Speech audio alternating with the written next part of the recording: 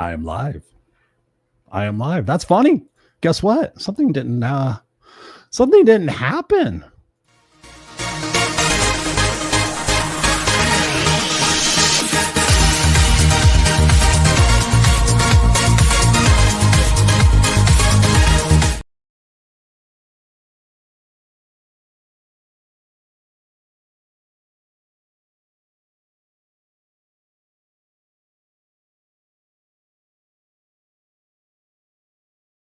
All right, that's going to be fun. All right, so ladies and gentlemen, welcome to the Raw and Unscripted show with yours truly, Christopher Rausch, your no excuses coach. This is how we handle technical issues. We're in the wrong studio on our software, and we're in an old podcast that we did way back when, the Unfiltered Experience. And truth be told, for those of you guys who remember the Unfiltered Experience, Scott and I might be coming back in 2026 for a limited run of podcasts. You guys still keep asking, like, where's Scott? Where's Scott? Where is Scott? Scott Goyette was out here in California. Didn't even come by and see me, motherfucker. But anyways, ladies and gentlemen, thank you for being here. We appreciate you guys. We are here every single Tuesday night, 7 p.m. Pacific Standard Time, 10 p.m. Eastern Standard Time, live. And of course, the podcast comes out every single Wednesday at 3 o'clock in the morning. I just want to say a huge thank you. A huge thank you. I know I keep saying this, but thank you, thank you, thank you. We're in 98 countries now, and I am blown away. We started this podcast 6 years ago in January of 2019. So next month is going to be our 6-year anniversary. We've done 376 shows. I can't remember exactly. Actually, 347 shows. And if you ever want to check those out, we're on podcast everywhere. So wherever you get your podcast, you can also check us out on YouTube. If you're listening to this, of course, the video cast is very popular. We've been doing the video cast for 6 years now, so you can go back and check that out. And I just encourage you to stay with us and to tune in 2026, because we got a lot more interesting subjects and topics that you guys have requested for me to broach here on the conversation. We're going to be bringing back guests tonight. I'm happy to say we have a guest. We have an amazing guest tonight. So this is going to be a pivotal conversation, unlike we've had in a while. And I've done some solo shows where I've talked about what's going on in the world today. And I've talked about, people have asked me, like, Chris, I just want things to go back to normal. I did that show that there is no normal, like, get adjusted to it, that things are going to constantly be in change and in flux and in flow. And the sooner that we get to the ability and our confidence and our awareness to be able to handle those shifts and handle those kind of waves in life and realize that there is not going to be what was, then we can kind of sit there and kind of settle into that and realize that there is power in the opportunity of change. And there's power in the opportunity of what's coming ahead. It's not just all based upon fear. And I talked about that in a couple of different episodes. Another episode that I did not too long ago was talking about our negative self-talk and the way that we create our reality based on the words we use of ourselves. But not only that, the conversations that we intentionally have, we support the thoughts and the theories that are going on in our brain. But do we ever really test to see what's true? Like, seriously, like when you get social media posts and people send you articles and you look at them and you get all fired up and you're like, oh, motherfucker, that's such bullshit. You catch a 13-second excerpt of a 30-minute interview and you're like, that motherfucker, I see. Well, we just did that a couple episodes ago where we talked about that. And people have reached out to me afterwards and they said, Chris, your point on this, your point on that really opened my eyes. And that's what the show is all about. The show is about opening your eyes and opening the possibility to what is next, and open the possibility and the opportunity for you to, instead of reacting and being upset and being mad that things aren't like they were, the shift is in who you're becoming and what's becoming and what are the opportunities and that you can go for, right? So many times people are saying, I want to start a business, I want to do that. There's never been a better time. There's never been more technology and more opportunity for you to reach millions and millions of people, for you to sell your products on TikTok Shop, for you to do things. But so many people are bitching, they're mad, all this and social media and that and that and that. They're not doing anything and they're going to get left behind, right? We talked about that in a recent show too.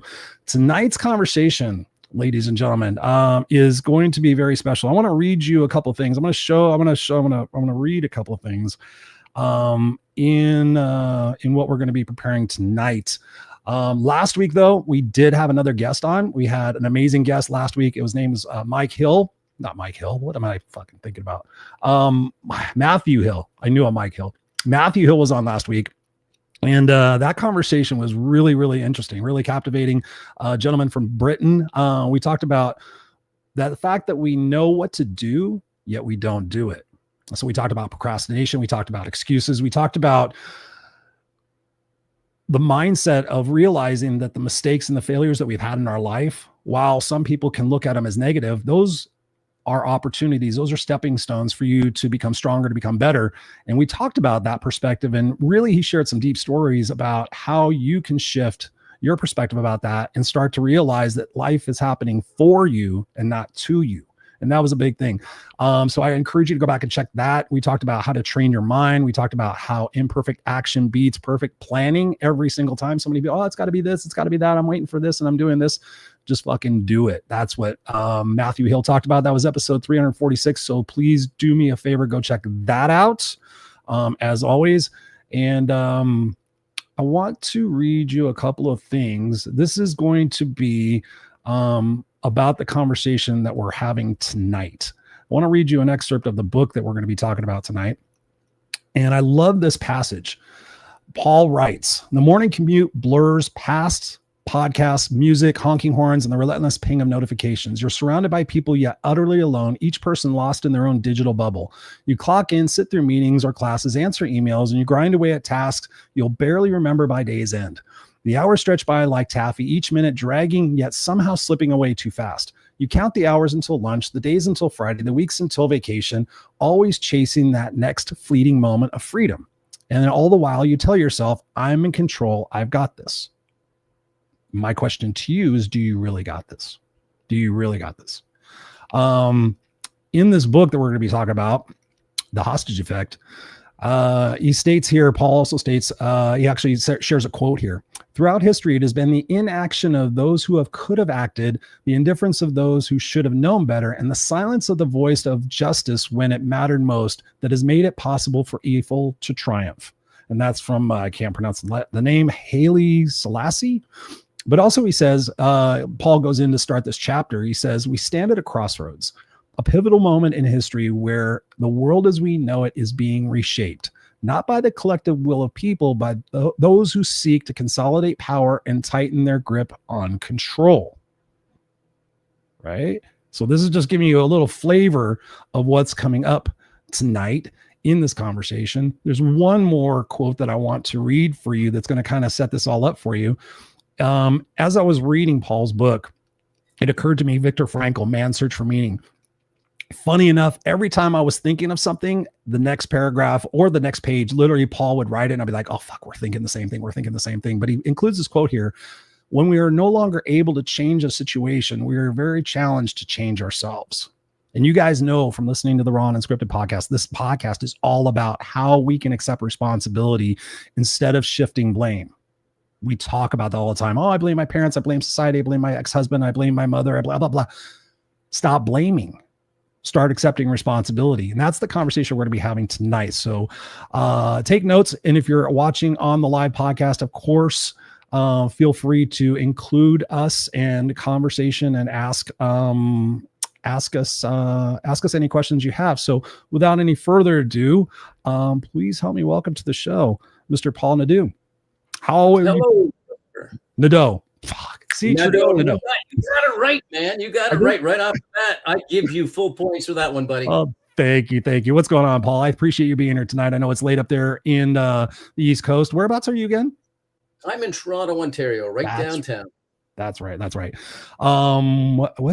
the hell we got in the chat already? You know what I've been getting some weird people in the chat these days. Robert Broker's in the house. Says hello, Paul. Robert's a fellow Canadian. So hello, how are you doing, brother? How are you doing? And what do you think of the show opening? How does that whet your appetite for what you want to talk about tonight? I love the fact that you went through the book and that there were certain quotes and passages within the book that resonated with you. I also like the fact that you were thinking one or two pages ahead, wondering whether or not I was going to touch on a particular topic. Learned helplessness. I said it out loud, and the next fucking page, learned helplessness was on there. Right. Swear to God. I remember it. I remember you and I met probably 5 years ago during COVID. and we spoke the same language back then. Mm-hmm. And the fact that you and I are on the same path and the same journey doesn't change the fact that we still think very much alike. And when I asked to speak about this book, it was because I had a message to deliver, and I thought, I bet you he would resonate with the topic and the instructions and the guidebook that's also attached to it. And I was right. Absolutely. No, when I was reading this, I literally thought to myself, Paul, if I was to write a book about what's going on and how we can collectively get our shit together around the spinning blue marble in space, you wrote it. Like, I was sitting there thinking, I agree with this. I'm agree with this. I'm like, oh my God. And I was telling you, and I'll tell people this, that watch the show and listen to the show. I'm not a note taker. I'm not a big preparer of the show. I will go online and I'll research people and I'll think about, okay, what's the direction? What do I want? Really what I think about is, what do I want the viewer, the listener to walk away knowing? What do I want? What steps do I want them to take in order to take that little progress so that they can come back next week and grow a little bit more and grow a little bit more. But like I told you before, I wrote 10 pages of handwritten notes and questions and ahas and all that stuff. So we're not going to get in all 10 pages because that would be a 7-hour podcast. But in thinking about people listening tonight, we're in 98 different countries. We have all sorts of different walks of life. And you know this. What do you want to get across most to people listening and watching this in your own words? And what do you want them to really see for themselves and see for the world? First and foremost, I want to remind people that we are resilient. No matter what we're going through right now, it's often nothing compared to what other people have gone through over the centuries since the beginning of time. We went from fighting saber-toothed tigers to fighting wars to now being in an era where our liberty feels threatened, but it's not the first time. And it is through this resilience that people have been able to fight back and have been able to retain their autonomy and their agency. And collectively, together, we can get through anything. That's one of the lessons that I wanted to deliver in this book. The other one that I wanted to deliver is the message that we are all more similar than we are different. You've heard me say this before, is that we all laugh, love, and bleed in the same way. And the hostage effect is something that is affecting 90% of the globe right now. It's a disease. It has, just as COVID hit us as fast as it could, and really it immobilized us, it paralyzed us, it locked us into homes and restricted our movements and our thoughts. The fears that came over a whole globe at a time where we weren't expecting it. This is what the hostage effect has done to the world. We are feeling this virus that is choking us, that is making us wonder what's going to happen tomorrow, what news flash is going to happen, what rights are going to be taken away. Will I have a job to go to? Will I have food to eat? Why am I so angry at the world? This is a disease. It's called the hostage effect, and it has gripped us all, Chris. Those are the two, I guess, lessons that I would like to impart with this audience. And thank you all, 98 countries. You guys are great for tuning in. And Christopher, thank you for having me on this show. But I, as you know, from having read the book, I am passionate about bringing awareness to the globe that, yes, this too shall pass. We've heard this in bad times. We've thought, my God, I'll never get through this, right? And when we look through history, which I've touched on in many chapters of the book, I brought out historical events that people were able to not only manage, but survive and to prosper. And again, the globe, as you said in your opening, these waves, and when I was watching you do this with your hands, these waves of highs and lows, those are one of the ways that we're in right now. And it feels like we're in a low. Mm-hmm. But we can master our own thoughts and get through anything, really. Yes. Yeah, I agree with you 1,000%. And we're like-minded thinkers. We're thinking about the possibilities, the opportunities, the fact that we have to be aware and accept responsibility. But when you look at statistics and you look what's being purported, 50% of the people in the world somewhat are want this divide, want this change, want this destruction, want this tear down, want this revitalization. So there's all those people out there with their own set of truths and beliefs. And what I found out, Paul, and I want to get your idea on this, even though people are split in those perspectives and how to do it and who should do it, and in the pendulums we talked about before going on camera, the pendulum swinging both ways on the right and the left, depending on where you're at. How do we bridge that divide? Right. Cause I'm talking to people and they're telling me, they're like, Chris, we want the same thing. And ultimately when I've taken a step back and I think about it, like, what are my friends saying on different sides and different beliefs and everything? They're ultimately saying we want the same thing. We want opportunities, we want security, we want safety, we want people held responsible, But it's that divide of how we get to that. What's, in your opinion, how do we bridge some of that that's going on? Because so many people are sold on their truth. Everybody I talk to is like, they believe their thing and nothing is going to change it. And it's mind blowing. So what are your thoughts on that? And how can we kind of start to get into that? You are so right about that. And I hear you. But that's one of the things we have to take control of our own selves and be willing to listen to the opposition, but to listen hard. Tell me why you feel this way. Tell me, what it is that I'm missing here, or that I may be missing here, and open the door to meaningful conversation, and also to do a little bit of research on our own. I feel sometimes I'm talking to somebody who may have very, very different beliefs than I have. And I'm wondering, how did they drink the Kool-Aid? What Jim Jones Kool-Aid did they drink that is making them not see the full picture?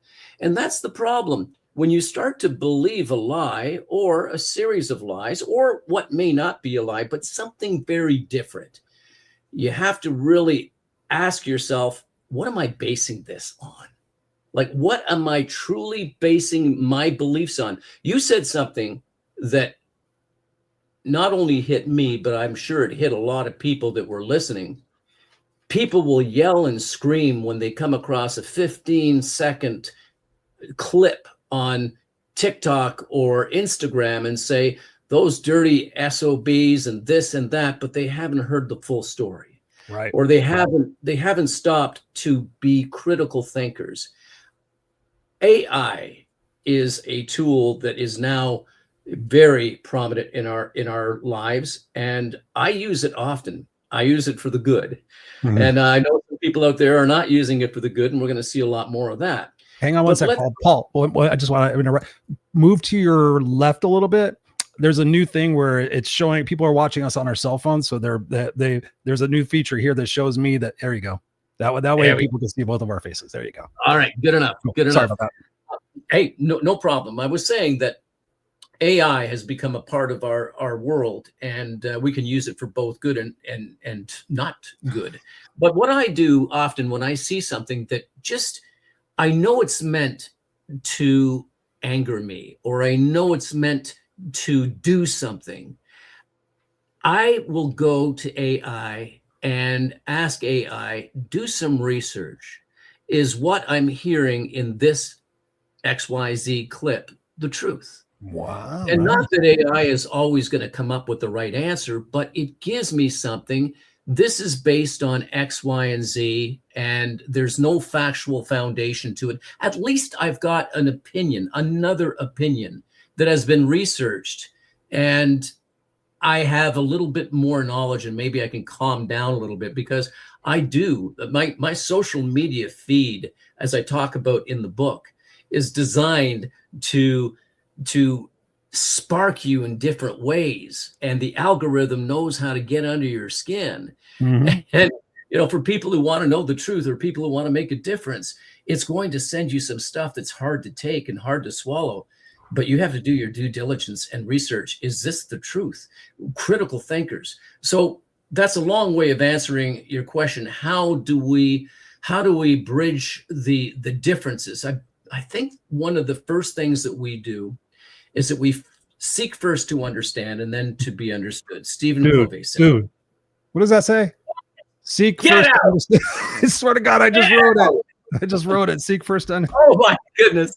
Just But wrote it. you know what? Thank you for taking those notes. But it's true. We often want to talk first and lay down our position. But in business, you and I both know, and any business person out there who's listening, you know that the smartest person in the room is usually the one who speaks last, because they've heard everybody else's opinion and are able to draw a conclusion or a summary based on all the information that they have. I am willing to listen hard, like you got to, and when I say listen hard, you got to listen with the soul. It's not just the ears, it's with the eyes, it's with the heart. It's really listening with the intent of trying to understand and to appreciate that we are all entitled to our different opinions. And maybe through meaningful conversations and asking everyone to do their due diligence and to research, do you really know what this leader is looking to do, or what harm it's doing, or what good it's doing, whatever side? But do you really know the consequence? We're not just talking about this generation. Right. In my country, in Canada here, we have a leader that I am not impressed with whatsoever. And I'm afraid that my children and my grandchildren will suffer the consequences of the decisions being made today, that they will be slaves to the state, and that if we don't gather around collectively and try to make a positive change, then we could all become what the hostage effect talks about, so compliant, and so this is just normal. And so what can I do and what can I say? It begins with you. It begins with you opening the door and inviting somebody in to talk. That's how I feel.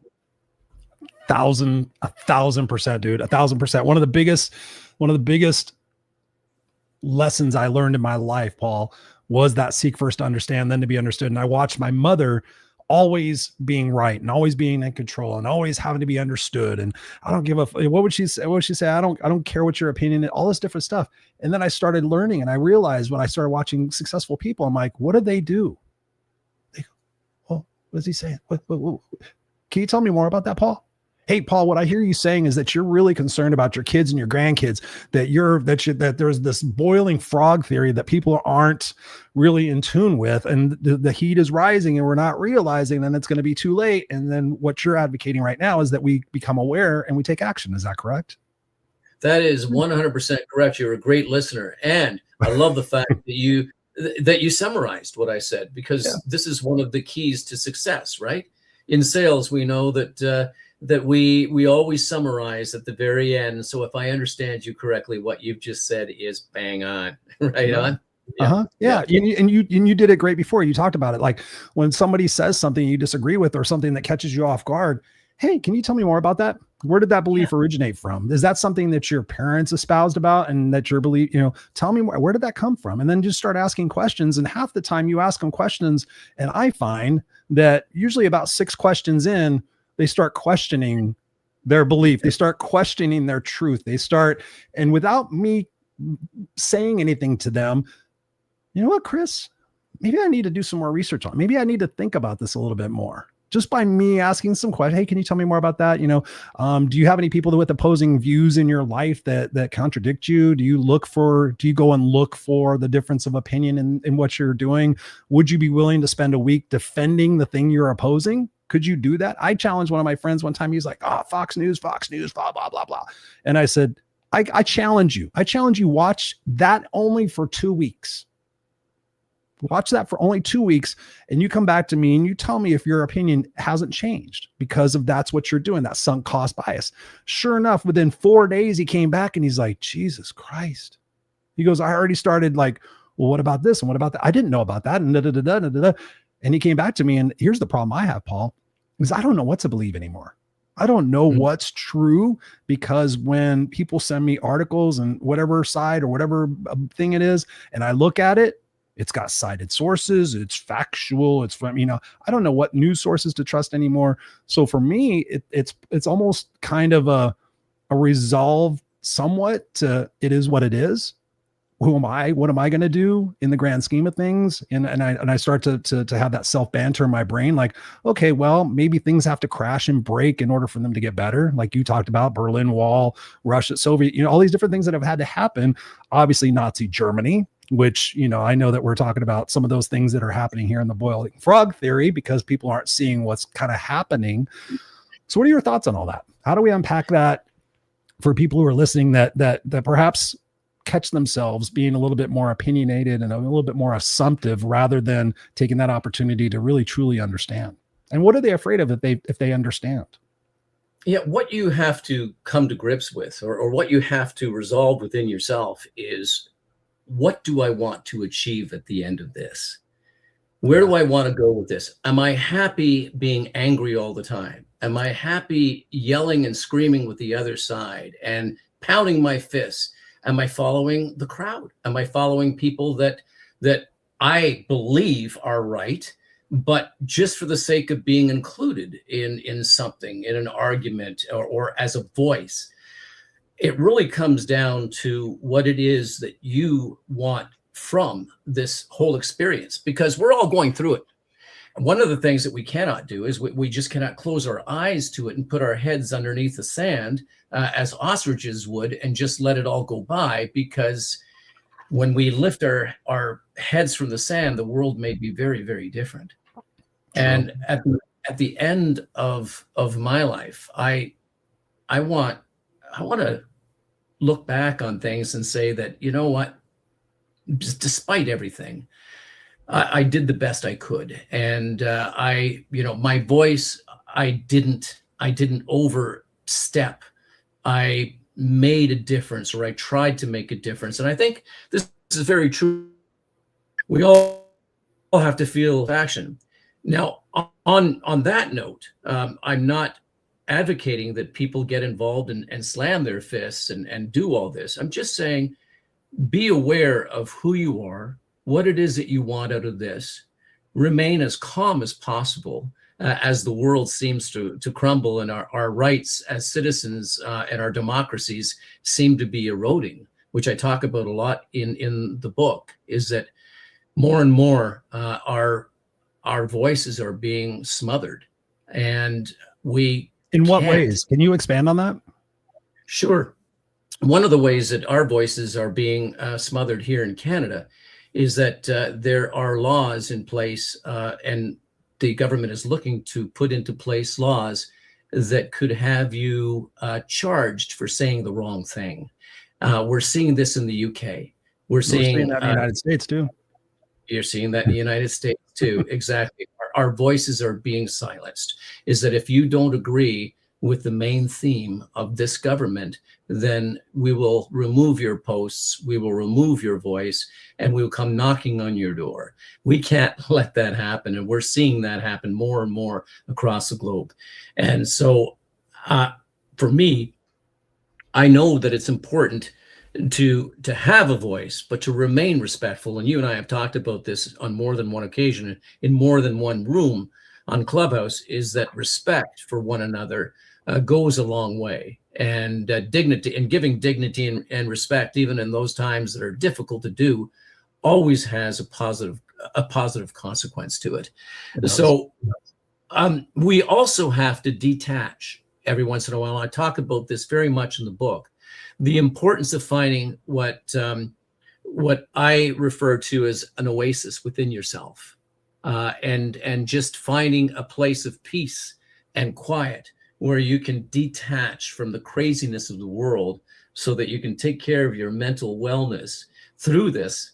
And like Rocky, get up from the mat after you've been rested and go on for another round, because it ain't going to get much better until it does. And that will be up to each and every one of us here. And if we don't take this seriously, Chris, it's just going to get worse.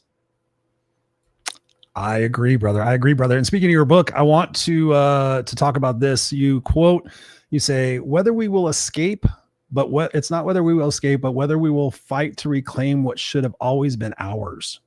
I was curious, what do you mean by that? Because I hear people say that, like, go back to when it was great and all this different stuff. So what do you mean, whether we will fight to reclaim what should have been ours? What does it mean to fight, and what is it that we're going to reclaim? To reclaim it is our autonomy, our agency, our freedom. We were born free. We've heard this, we've seen movies, we've heard songs. We were born free. It's true. Many of us were not born in the greatest of places, but still, as human beings, we were born to live the best lives we possibly could under the circumstances. When I say that it's important for us to reclaim that freedom, I'm not only saying reclaim the freedom from the oppressors, I'm saying reclaim that freedom from within yourself.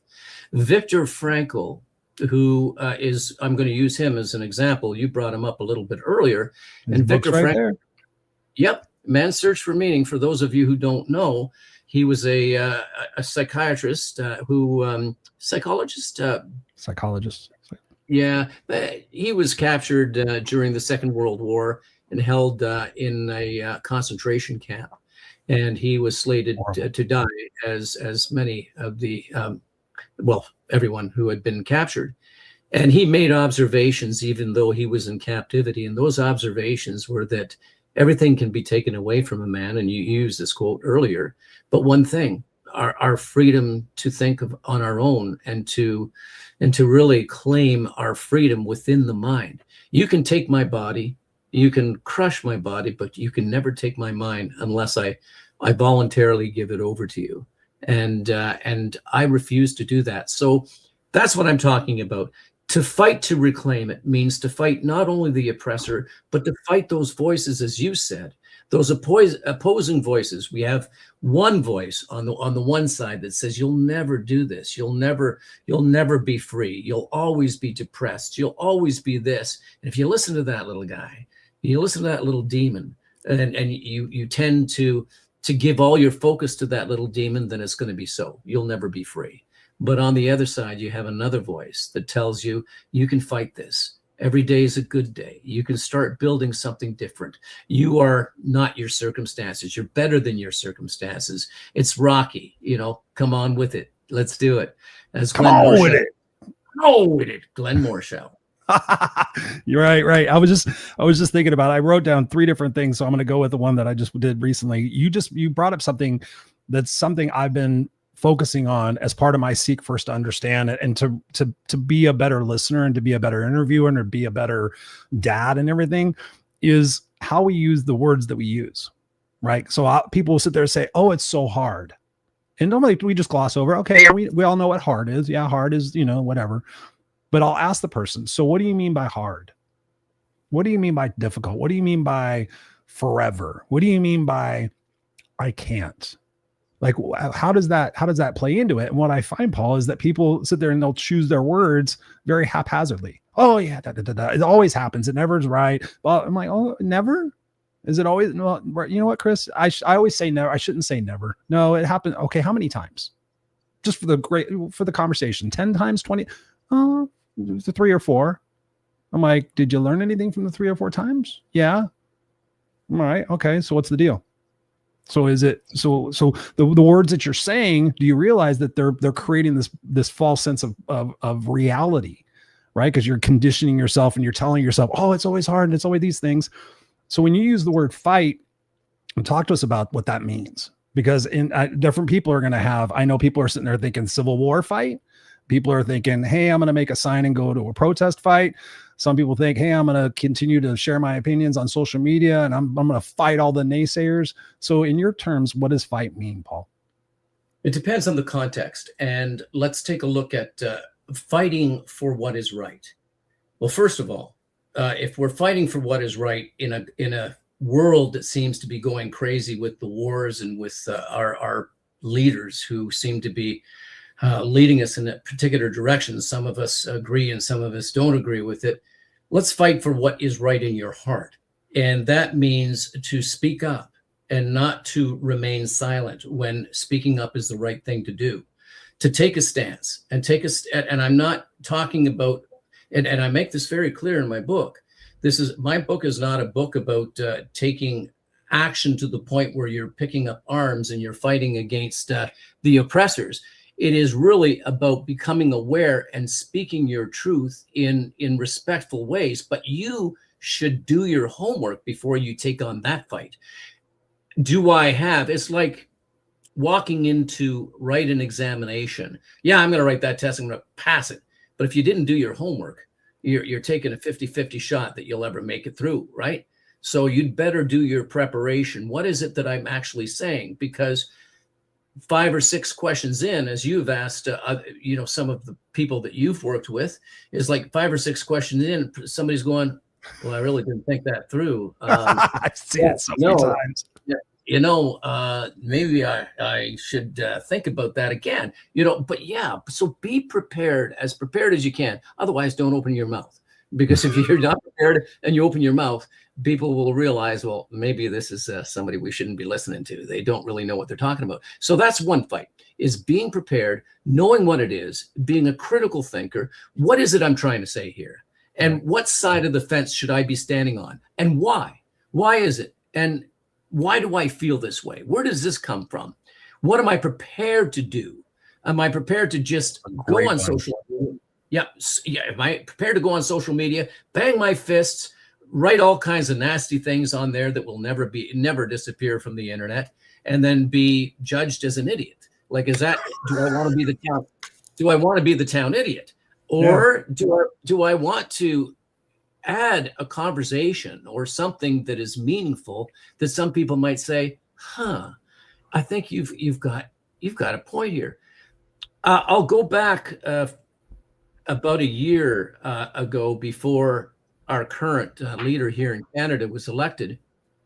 I wrote a small piece on Facebook, just basically saying, here's why I am moving towards voting for this particular individual. And I just gave about 6 or 7 points that I felt were well thought out and that meant something to me. And I thought that I was going to get maybe 20 or 30 people commenting on it, right? So I write this piece, and it was about the law and my background a little bit, and why I felt that this individual, this candidate, really spoke my words. And it wasn't a very long post at all. 3.5 million people later, 2 million shares, people jumping on and screaming, and some applauding. And of course, I couldn't keep. 3.5 million. It was shared 2 million times. And my brother, who lives in Ottawa, quite a distance away from Toronto, he said, a friend of mine contacted me and said, "Is that your brother?" And she lived out, is that your brother's post out there? And yes, it was.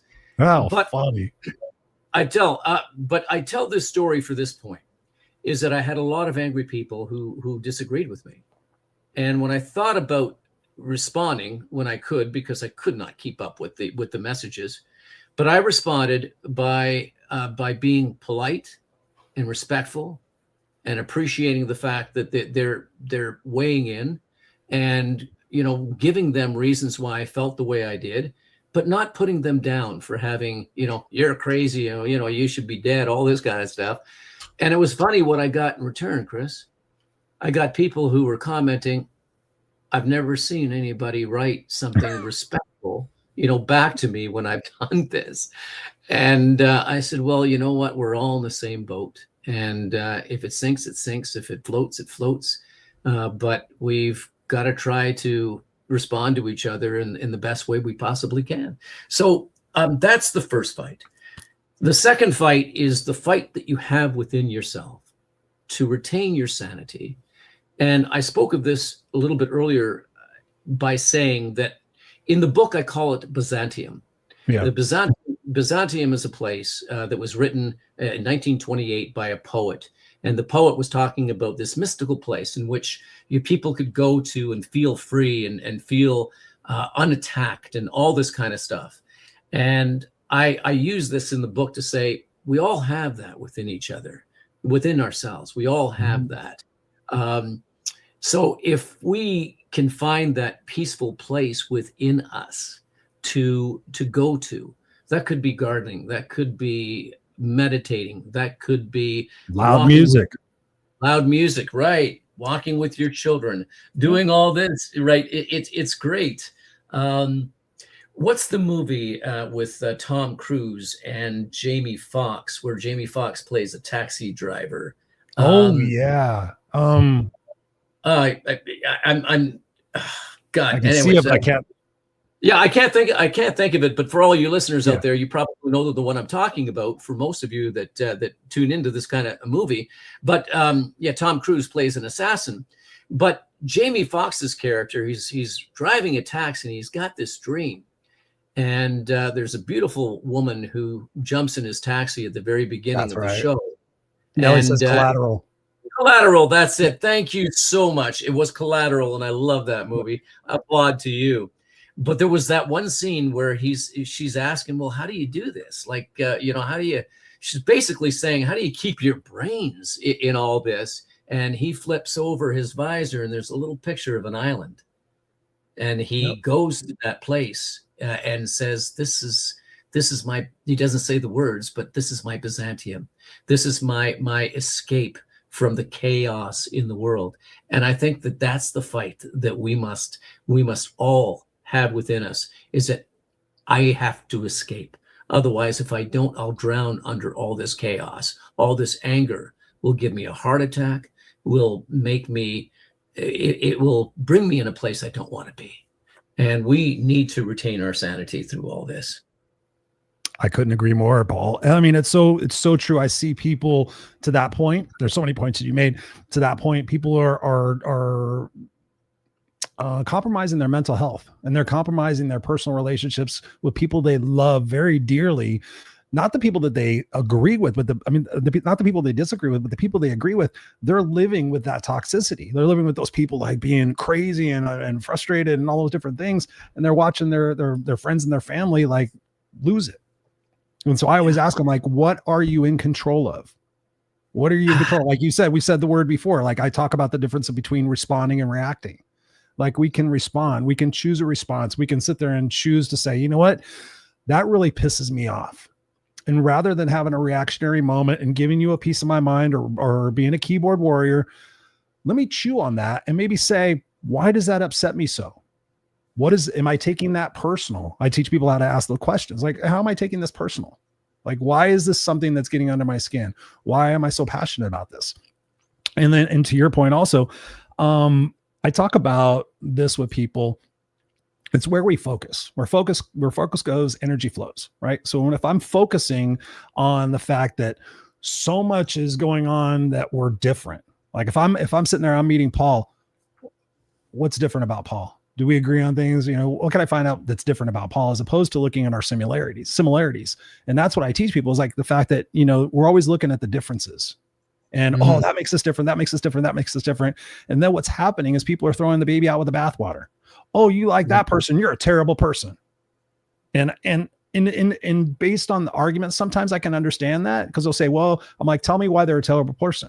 I happen to know that person is a huge philanthropist. I happen to know that other person saves kids off the streets of child sex trafficking. And I'm talking about like people that are very staunch in their Republican views, but they're very great people. They're business owners. They hire people. They do all these things, and we throw the baby out with the bathwater because we look for those differences.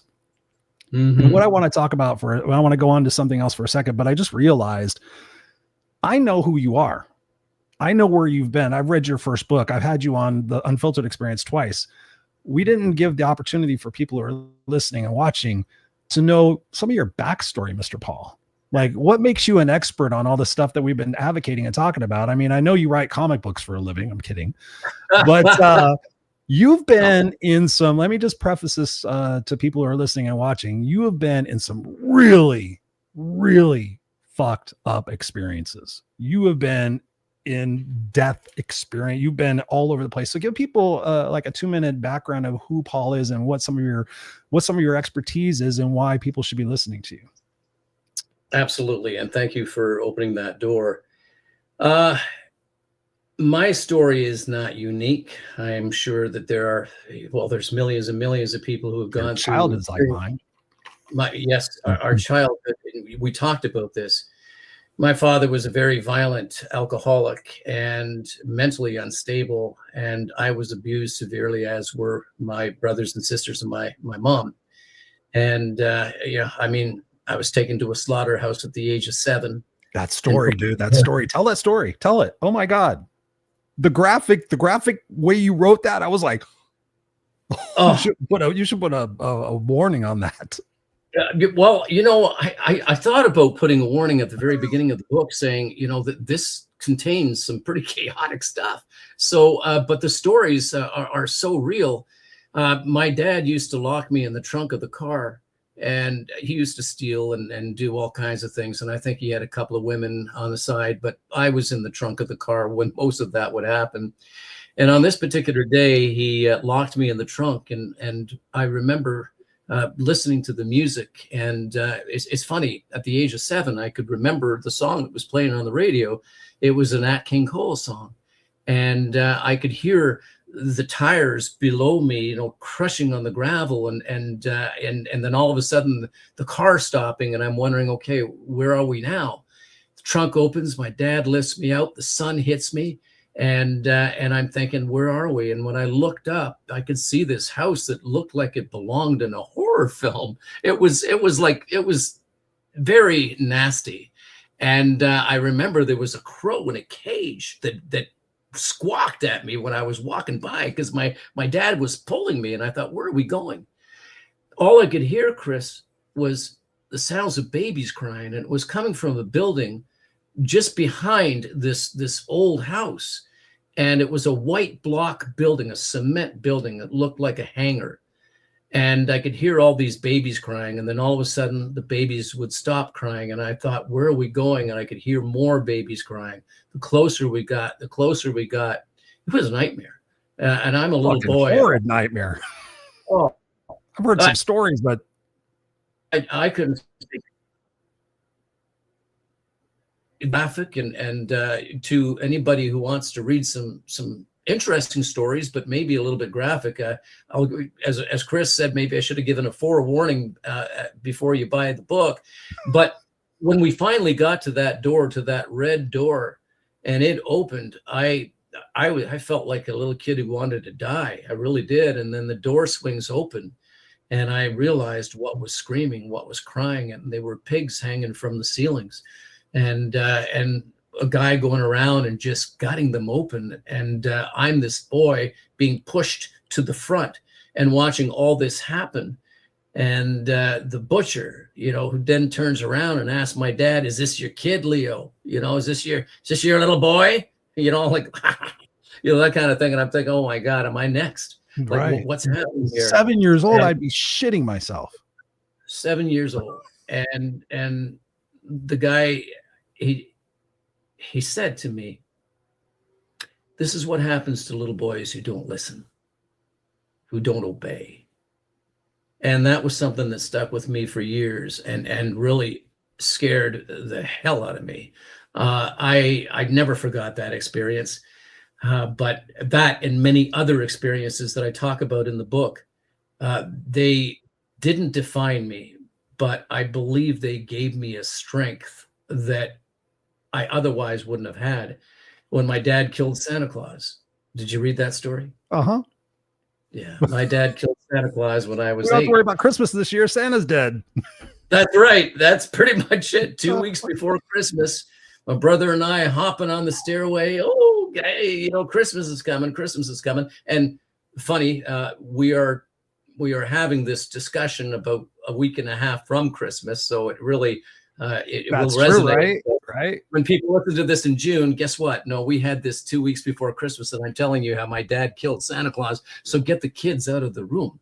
But he killed Santa Claus with a 22, and he said to us when he got back from outdoors, he said, "I just killed Santa Claus.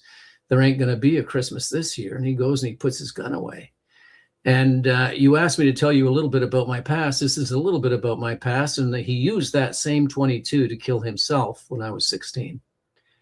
And all these things define me. At the age of 7, after a beating, I was lying on the ground and looking up at my dad, and I was bruised and beaten. And I remember looking up at him and thinking, when I grow up, I'm going to be a policeman so I can arrest you and people like you.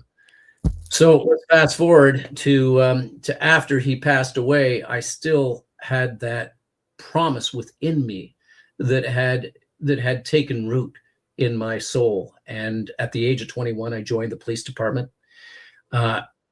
2 years before I joined the police department, right after my dad's death, I don't know how I managed to do this, but I went to a local hospital and volunteered to be a call receiver on the suicide hotline.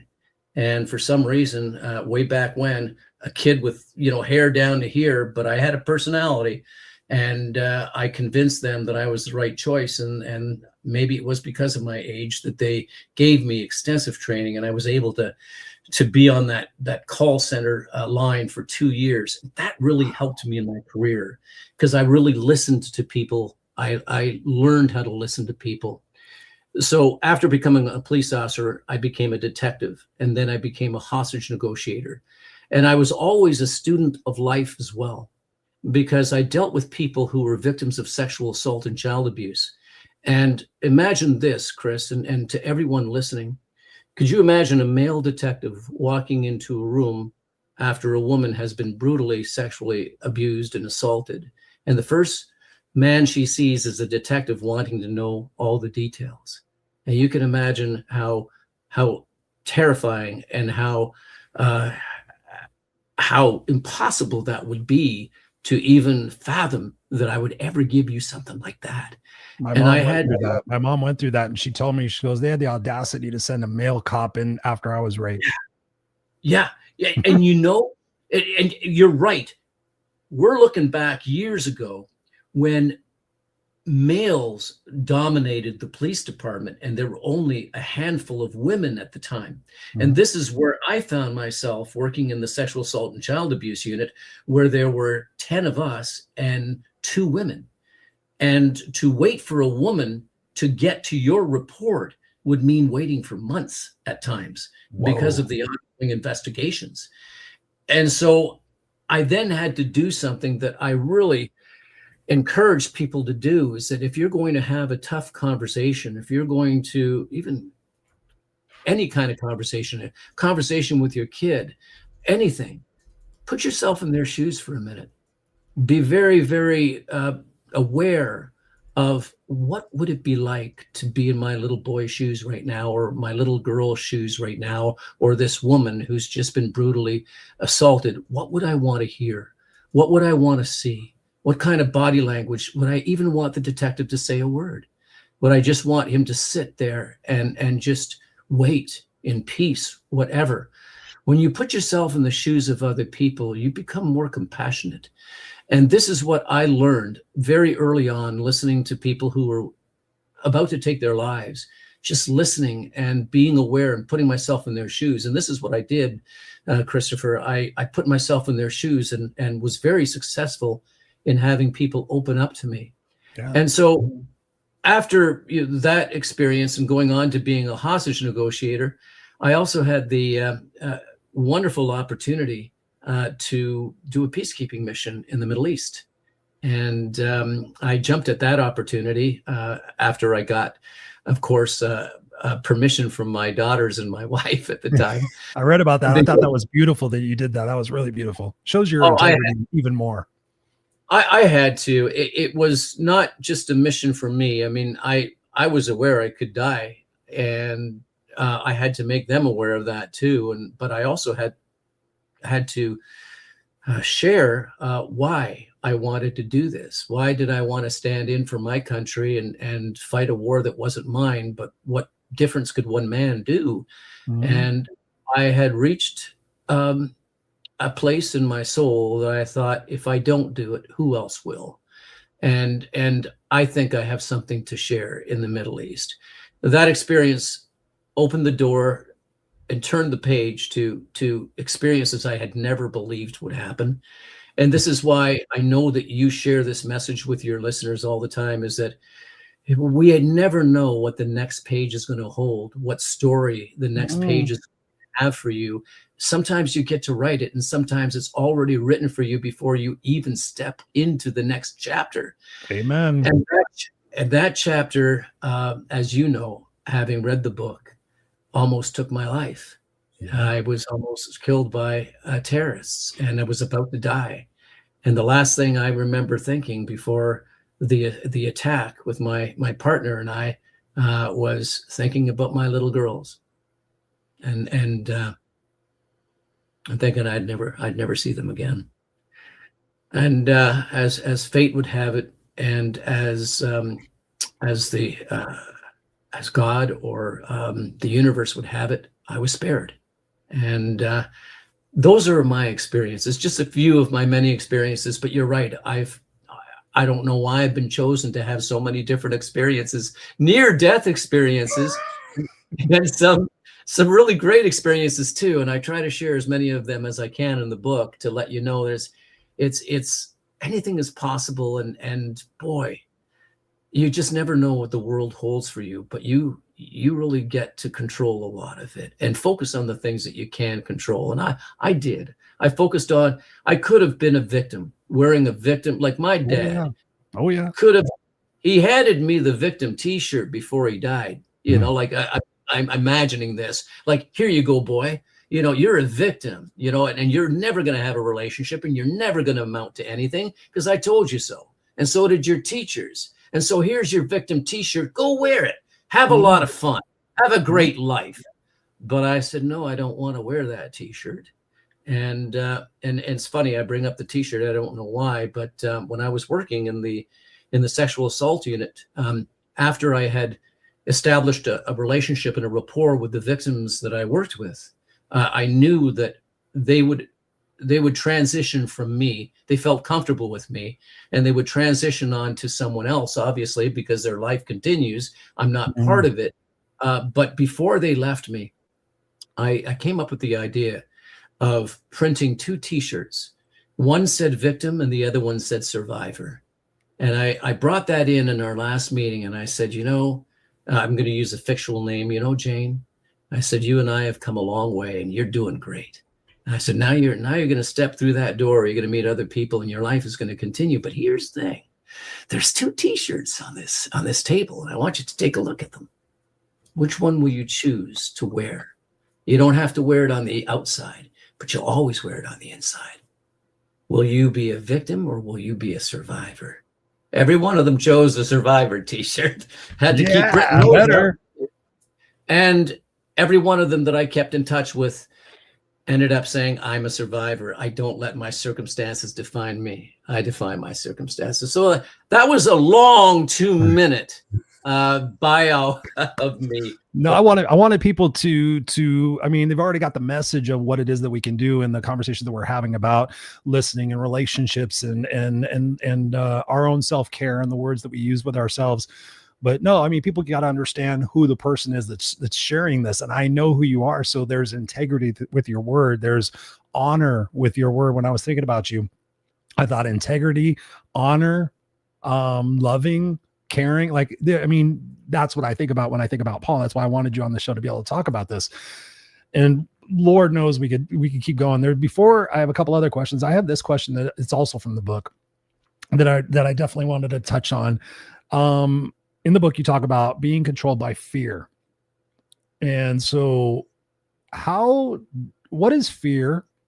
And like fear from the perspective of how do we, what's the word I'm looking for? How do we create that fear? Where does the fear come from? And when you say being controlled by fear, what are some things that we need to be aware of that might be happening right now that maybe disguised as something else, but it might be something that we're being controlled by fear? Yes, and that's an excellent question. Fear is a reaction. Fear is an uncertainty. When we first come into... Is it a protection also? It is a protection. It is a protection. It is an uncertainty. It's all these things. And it originates from the very time that we were born. Because if you can imagine, when you're first born, life is empty and meaningless. It's like you have a vase in front of you, and it's full of clear water, and that's you as a newborn. You are a vase of pure water, just untainted, untouched. It's just beautiful. But then you come into this world in which there are sounds, there are voices, there are noises, things that you don't understand, and things that you can't understand at your tender age. But along the way, people will pour things into that empty vase, or into that, well, beautiful clear vase, and those are dirt. That's somebody yelling at you. That may be a parent. That may be an insult. That may be something. It may be somebody who's attacking you, and you're resisting all these things, but it's still tainting that pure water, so it's no longer clear as it was intended to be.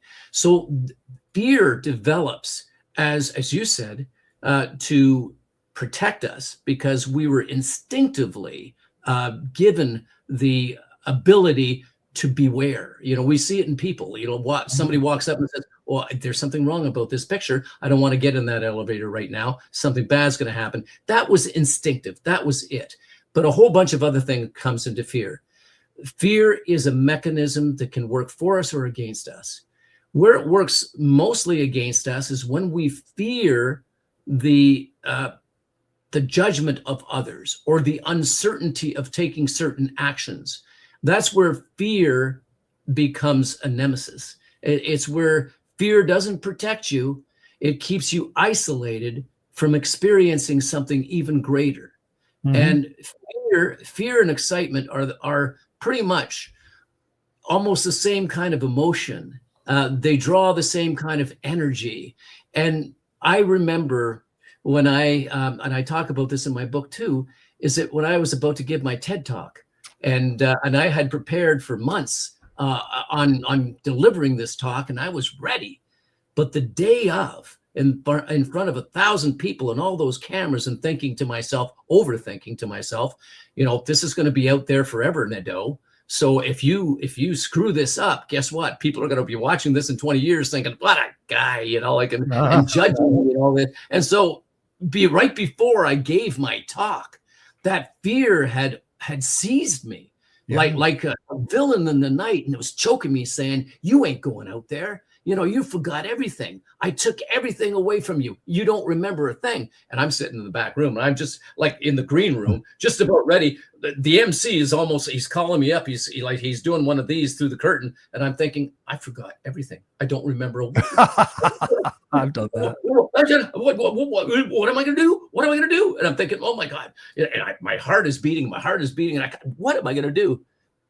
And that's when I stepped back and I said, listen, Nadeau, you talk to people about this very thing. Uh-huh. Take a moment here. Take a moment. You are in control. You turn this fear into excitement. You get to go out there. You get to share something new, a new experience. Come on out there. Life ain't all rainbows and sunshine, but you're going to turn it into rainbows and sunshine. And so I stepped out onto that with a fresh excitement. And the moment that I stepped out on the stage, everything came back to me. Mm-hmm. Everything came back to me. My first words, everything from that TED Talk came back. So fear is both a villain and a hero. And the hero protects you from harm. The villain keeps you from greatness. And it will try to get you thinking that you will fail, that you will be judged, that you will not amount to anything. Can you imagine? Mm-hmm. How many of us wouldn't be married, or how many of us wouldn't have relationships if we let fear dictate everything about our lives? How many of us would not have become, well, like you, a podcaster, someone who goes on to help other people? If you were controlled completely by fear, you would never have stepped out and said, I'm going to do this. Right. And there's so many people who are afraid. And one of the richest places in the world, graveyard. Do you know where that is? Yeah. That's cemetery. Right. We think the same, dude. Come on. I can finish your thoughts. We do, because so many people died with that song in them, with that poem in them, with that book in them, with that business in them, and they never stepped out to their greatness. Guess what? I'm not always going to succeed at everything that I try, but if I don't try, I'll never succeed. Wayne Gretzky, who's a Canadian hockey player, was a Canadian hockey player. He once said, "You always miss." That's right. Always miss 100% of the shots that you don't take. And that is true. Like, if I don't try, I'll never succeed. I had a friend of mine on my podcast, and he's a motivational speaker as well. And he says, "You know what it is, Paul?" He says, "I hold a plate of spaghetti." And I'm going, "Yeah, okay, a plate of spaghetti. What's that?" He says, "Well, I take that plate of spaghetti. Every one of those strings is attached to something I want to try, something I want to do." "Oh, yeah. Oh, yeah. What do you do with that? What do you do with that plate?" He says, "I throw that plate against the wall.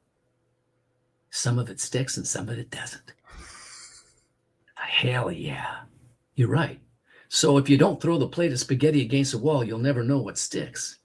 And what sticks can make you into something amazing, can take you out of something devastating, because you've had the courage to move beyond that fear and to meet Oz behind the curtain and say, "I see you. Mm-hmm. You're not the wizard that I thought you were, that I gave you all that benefit of thinking that you were the terrible wizard. You're just a man." Mm-hmm. And so, face your fears and just move forward and throw that spaghetti against the wall. Because same thing happened when I wrote my first book. What will happen if people don't like it? What will happen? Will people judge me? Well, guess what? I'm going to do it anyway. So here we go. 5 books later. 5 books later. I thought it was 8. I thought I saw 8. There were a couple of, I wouldn't call them books. I would call them more journals that really, let's throw in a journal. Oh, that didn't work. So I'm okay with that. The other ones did. And I kind of laugh at that. It's like, hey, I threw the spaghetti against the wall. The book stuck. The journals didn't. It's okay. What's next? That's what I keep asking myself. Exactly. What's next? What's next? I mean, people ask me all the time. I've got the wristbands on. They say, what is Unstoppable for? And I said, as a former 7th grade homeless dropout who lived in the backseat of a station wagon with 18 cats and 4 dogs and a mother with psychiatric conditions, how did I get to have a master's degree and all this other stuff? I never stopped. I never gave up. I took that imperfect action, like you're talking about, Paul. It's so poignant for what it is that we're talking about. We could sit here in paralyzation and inaction and bitch, piss, and moan about how things aren't coming to our expectations or, the way we want it. Or we can stand up and take responsibility and say, what can I do? And that's the conversation tonight is, what can I do? What can each of you do that are listening and watching this? What can you do in your own community? What can you do in your own city? Like, so oftentimes, Paul, we're trying to change the world. Oh, I want to do. It's like, I ask people all the time, like, I'm doing that. I'm like, what have you done in your city? Like, what have you done in your local community? Like, I'm involved in my ward, the geographic locations here in Southern California. We have little wards like Ward 5, and we're all part of the city council. And I do stuff in my ward now, and I'm going to the city council meetings, and I'm being involved. I'm taking my own action and saying, okay, how can I be involved? How can I understand a little bit more? How can I be involved in the process? How can I make my vote count? Right. And people sit there and say, Chris, like, what can I do? And I say, when I vote, it takes me days because I go on and I Google, okay, what's this ballot measure? What is the initiative? Who is supporting it? Who's not supporting it? And I read all of that stuff and I make sure I'm informed. I don't sit there and I look at the sentence and go, okay, I'm going to say no, or is it Republican or is it Democrat? I get involved and I take ownership and I take responsibility to say, hey, like you said before, I'm one man. I'm one man who can cast a stone in a pond and create a ripple effect. I'm one man who can ask a lot of people a question and have them go, you know what? I was listening to this guy on this podcast the other day, and they have a conversation with somebody, and then those people have a conversation, and all of a sudden we've created a little bit of a ripple effect where people are sitting there saying, hey, I do have independent thought. Hey, you know what? I can look at this thing a little bit different. Like, so many people are, like, to your point, when I was laughing so hard because I literally highlighted fear versus excitement, because when people sit there and say, I'm afraid of something, I'm like, what would it be like if you were excited for it? Yeah. I get people looking at me like, huh? I'm like, what if you were excited about possibly failing a job? What if you were excited about a failing business? What if you're excited about a possibly failing relationship? What do you mean, Chris? I'm like, because there's a possibility that it could be successful too. You get to choose that too. You get to choose the effort. Like you said before, Paul, so many people are saying that they're doing the best they can, but what is really our best? I did a whole podcast on this. One day I told myself, I called bullshit on myself. And I said, I did the best I could. And I'm like, Chris, wait a minute. Did you really do the best? If there was an MTV film, I remember this back when MTV was beautiful. If MTV was following you, a film crew was following you, would you have done that or would you have done more? Would you have done something different? And you catch yourself and you go, you know what? Hey, I was kind of giving myself a slide that I did the best I could. No, maybe I should have a little bit more integrity. Maybe I should think about that. Maybe I should go, you know what? I could do a little bit more. Okay, what does that more look like? Oh, it's a little bit fearful. Okay. I tell people, like, you get a choice to exist in life, or you get a choice to live life. Mm-hmm. And how cool is it when you get to the end of your life and you look back and you're like, I'm glad I took so many chances. I'm glad I took so many risks. I'm glad I fought for what was right and what was fair. And I risked for which that mattered, which, by the way, is a part of my eulogy. Fight for what's right and what's fair, risk for which that matters, and leave the world a better place for who I was and what I did. I wrote that in 2008. And so I tell people, we're telling people tonight, have a guidepost. Like, is your intention to leave this world a better place for who you are and what you do? Okay, how can you do that?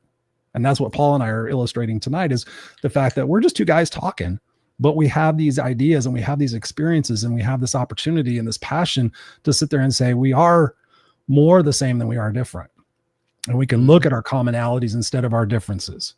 And we can sit there and decide to take a chance and take a risk and speak up and question authority and question what's right and what's fair.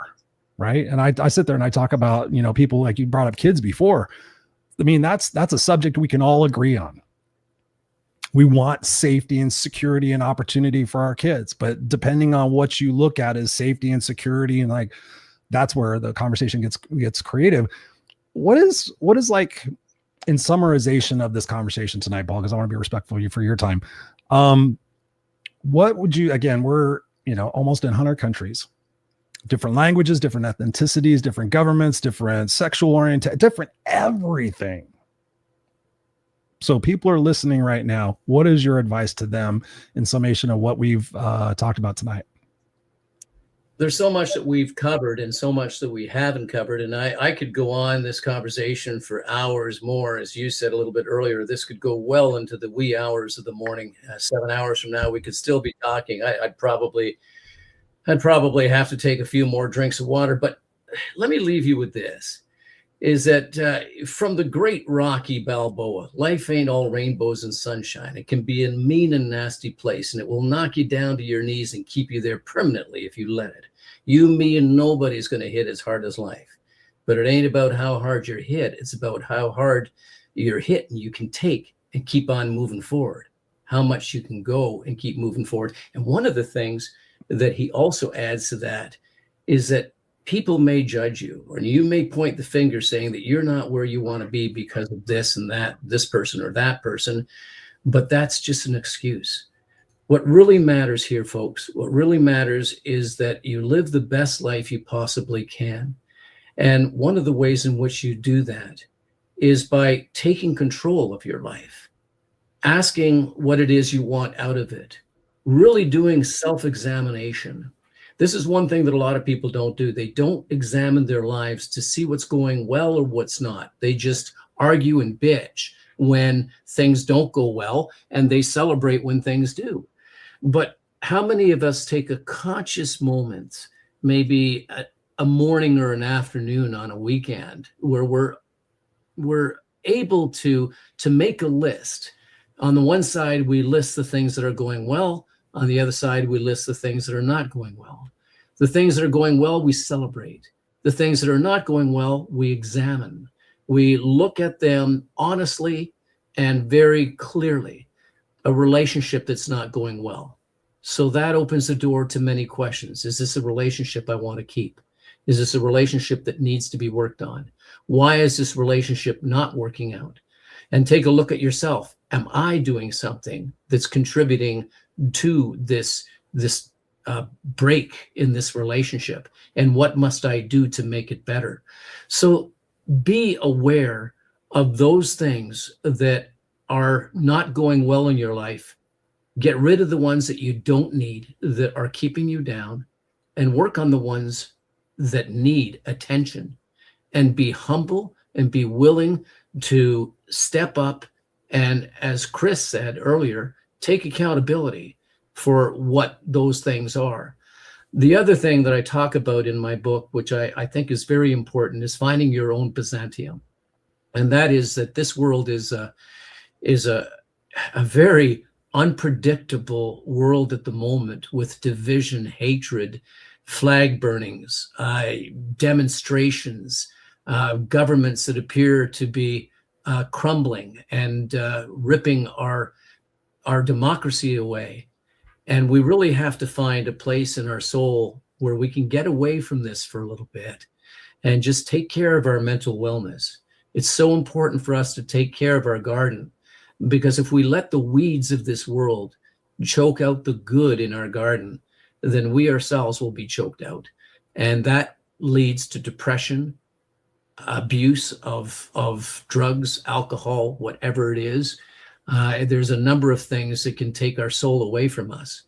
And at the end of this world, folks, most of us, hopefully, will get a chance to look back on it.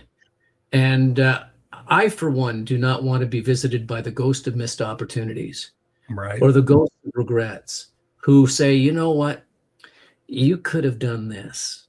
And I showed you that. I whispered it in your ear and you never listened. Let me show you what that would have looked like if you would have written, if you would have asked that person out, if you would have gone for that job, if you would have taken that. Let me show you what that's like. You don't want those spirits around you. You want the ghosts of rock and roll who say, dude, damn, that was fun. Yeah. Well, what are we going to do next time when we come back on the roller coaster? Man, that was cool. And I want to be with you, because this life is what we make of it. And if we are spectators and not warriors in the arena, then what the hell are we doing here? Right. What the hell are we doing here as spectators, or as victims, or as people who are suffocated by things that we think that we can't control? Yeah, there's certain things that you can't control out there.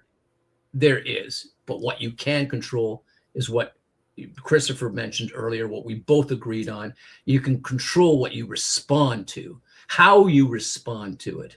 And by taking a moment, you become a first responder and not a first reactor. And Glenn Morshower gave me a story, and I'll say it very quickly. He says there's an ambulance, and the ambulance leaves the hospital, and it's on its way to a very tragic accident, blood and bodies all over the place. And in that ambulance is a driver and an attendant, and they're first reactors. And they drive into this accident scene, and they both jump out. And as first reactors, they look at it and they go, oh my goodness, oh no, this is terrible. There's so much blood. I can't take it. They jump back into the ambulance and they drive back to the hospital, and nobody gets cared for. He says, there's a second ambulance that leaves. They're first responders. And when they get exactly what to do, I'm here to help. And they go and they do it. And they become those responders who save lives. Which would you like to be? A first reactor or a first responder? Which would you like attending you? A first reactor or a first responder? It's first responder all the time. Dude, ladies and gentlemen, what an amazing conversation. We've been going for an hour and 18 minutes. Dude, I could go another couple hours. Like we said before, we'll have to get you back on the show. Tell everybody who is listening. I put up a copy of the book cover for everybody who's watching, but for everybody who's listening, where can people continue the conversation with you? Where can they get this amazing book and read more of these stories and read more of this crazy opportunity that we have to change the world? Well, thank you for opening that door as well. And you can buy the book on Amazon, and it's on Amazon and Barnes and Noble, and it's called The Hostage Effect. And it is a book with interesting stories, both from our history. If you are someone who is interested in finding out what it really feels like to be a hostage, a physical hostage, I have many stories in there about hostages who spent years in captivity, and you will have a great understanding of what it's like to feel like a hostage.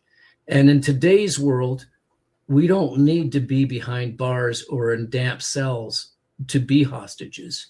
We can become hostages through our own governments, through the restrictions that are being imposed on us, through a number of different things that are preventing us from living a fulfilling life, a life that we deserve to live. And the answers are really in that book. Many of them are. And we've come to a crossroads here, just like Neo did in the Matrix.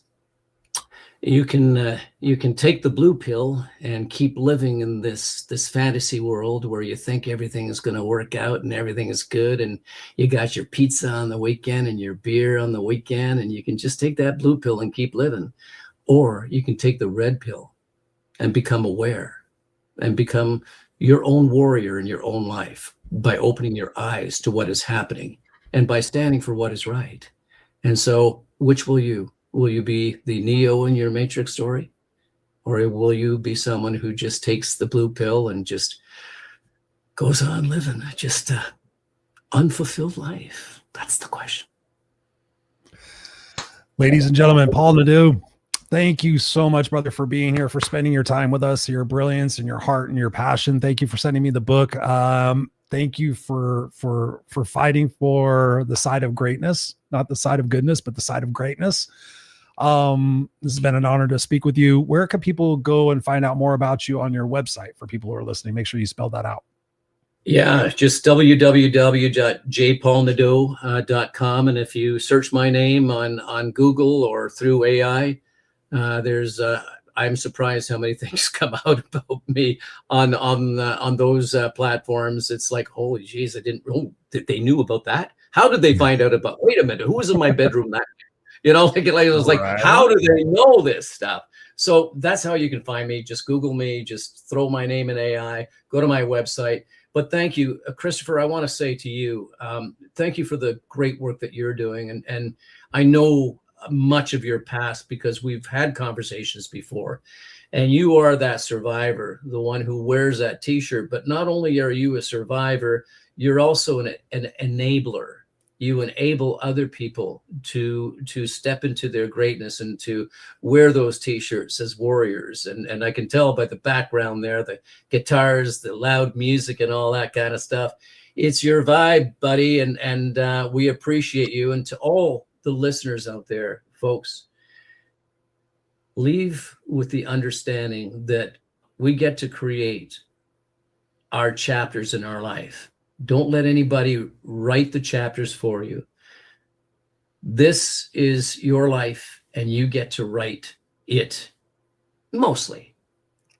But you get to write even the things that don't go well. You get to write a good ending to it. And that's the pen is in your hand. So write the best story you possibly can. And don't let anybody tell you that you're not great. We were all created equal. And many of us will step up and become very successful at anything that we try, but we got to try. So go on out there, live your life and try. Amen, Paul. Thank you so much. There have been so many beautiful comments, and in the interest of the conversation tonight, I didn't acknowledge a lot of them, but thank you guys all for being here. Paul, I'm going to put you backstage. Don't go anywhere, so I'll have a quick chat with you. I'm just going to end off the show. You're the best. There you have it, ladies and gentlemen. So here's what you get to do from this conversation. You could be inspired and you could go, oh man, that was great. And what Paul said here and what Chris said here and that question they asked and all that stuff is good. And then you could go pick up your phone or go on to the next thing and go on to your scrolling, or you can sit there and think, what am I going to do tomorrow? Who am I going to be tomorrow? I think the conversation tonight, you could tell Paul and I are really good people. And we have good hearts and great intentions and the earnest desire to bring this world together, right? We're in the spinning blue marble in space. Paul describes it in the book like we're a speck of dust. And when we talk about this life that Paul just talked about, like when you think about getting to the end of your life, how do you want to look back? How do you want to see that movie play? Do you want to see that movie playing like, oh, I wish I wish I would have, I don't know, man, I wish I had a do-over. And I met a lot of people in my life who have been given those death diagnoses, who have come to me and said, Chris, man, how can I take the last part of my life and make it meaningful? How can I make the last 3 months meaningful? I did that last year for somebody. They got diagnosed with pancreatic cancer. And they talked about how they let life pass them by and how they always thought there would be someday. For those of you guys who listen to the podcast, you know that there is no someday on a calendar. There is no someday. There's the day you choose, the day you choose to act, the day you decide to no longer be a victim, like Paul said, a victim or a victor, right? You get to choose. When you wake up in the morning, you get to decide, are you the hero of your story or are you the victim of your story? Oh, poor me. And you heard Paul's story. Like there's so many opportunities for Paul to be not on this podcast, for Paul to be an alcoholic and a drug dealer or a gambler or a womanizer or whatever. And I don't know if he's any of those things, and God bless him if he is, right? We all have our ghosts in our closet. But the bigger picture and the bigger question that we can ask ourselves is, what are we going to do? And the bigger question you can also ask yourself is, who is watching me? Like if you have kids, what am I doing? What am I not doing? Are you raising your voice? Are you raising your concerns? Right? I have a 9-year-old son in the other room. His world is being impacted. And so as much as like Paul said, and I will admit this, and I've told you guys this, I'm fat and happy, man. I wake up, I listen to music. I have a great time. I fucking, help people. I go out and go to the gym. I work on my car. I play music. I help people. I do the podcast. I'm a dad. I'm a husband. I get to do all these things. But at the same time, I get to create this highlight reel in my life of the things that I've advocated for. And because I care about my son's future, I've had to go into the reality of life and read Paul's book and research AI and research what's going to happen in the next 3 years, what's going to happen in the next 5 years, right? The world is changing and it's changing fast. And like I said on my podcast where we talked about there's no normal, you have to take responsibility. Nobody's coming to save you. So here's the question I asked on TikTok earlier. When will you have had enough? When will you have had enough? Or have you had enough? Right? Story about I'll fuck the story up, but you'll get the premise. Guys walking by somebody's house and there's a dog sitting on the front stoop and the dog's kind of moaning. I'm like, why's your dog moaning? Oh, he's sitting on a nail. How come he doesn't move? Not painful enough. Right? So what can you do to create some leverage in your life? What can you do to create some pain in your life? For me, it's imagining my son getting to be 18 years old and saying, hey, what am I going to do for a job, Dad? All the jobs have been taken by AI. What am I going to do? So I'm getting involved in my community. I'm getting involved in AI. I'm getting involved in what's in the future. I'm getting him involved. I changed schools for him to go to a science school, engineering, like to learn this stuff. You have to be proactive and not reactive. And that's the thing we talk about here all the time on the show, is that you have to take that ownership and that responsibility. No regrets, right? You guys follow me on social media. How many times do I do hashtag no regrets? And it's tough and it's hard. Chris, it's so hard. Yeah. Life is hard. Tough situations, disappointments, hurt, pain, all that other stuff. But it lets you know that you're alive. It lets you know that you're living, right? Every night when I go to bed, the thing I recap is what I'm grateful for. And then I recap. Sorry, I'm tired. Recap what I'm proud of. What am I proud of today? I'm proud I had a great conversation with Paul. I'm proud that I went to the gym and I didn't feel like it. I'm proud that I went to the doctor and got my blood test. I'm proud of all these other things in my life. So when you wake up in the morning, number one, have gratitude for your position and where you're at in life, because there's a lot of other people that would actually change places with you. And then number two, set the intention. What's my intention for today? Most of the time I wake up, oh, the news sucks and today's going to suck and the traffic sucks and my boss is going to suck. And guess what? Everything does suck, because the reticular activation system in your brain goes, hey, let me focus on that. We talked about that before. If I'm focusing on everything that's wrong and terrible in the world, of course I'm going to be overwhelmed and depressed and sad and go to my short-term gratifications to escape it. But if I'm involved in the solution, if I'm excited about the solution, as imperfect as it may be, at least I'm doing something. I'm doing something. So what are you going to do? You're going to get Paul's book, and then you're going to get involved in your community. But first, you're going to work on yourself. Work on yourself. Then you can continue to come back here every single week on the Raw Unscripted show. If you're new to it, we got a lot more coming. We got a little bit of a relaunch happening in 2026. We're bringing more guests back. 2025 was a lot of solo shows because you asked me to do a lot of teaching. So I've done a lot of teaching. So if you guys missed out on that, go back and check out those podcasts. You guys can check them out on YouTube. You can check them out on everywhere. Just type in Raw Unscripted or type in #NoExcusesCoach and you will find a ton of stuff. So let's together with Paul and everybody else that are watching in 98 countries or however many it is now. Let's all be the change that we bitch about. Okay. I love you guys. I'll be back here next week with a Christmas episode that you don't want to miss. It's just me, myself, and I. So God knows what we're going to talk about. So thank you. Thank you. Make sure you connect with Paul. Make sure you subscribe to the podcast. And we'll see you next week on the Raw and Unscripted show.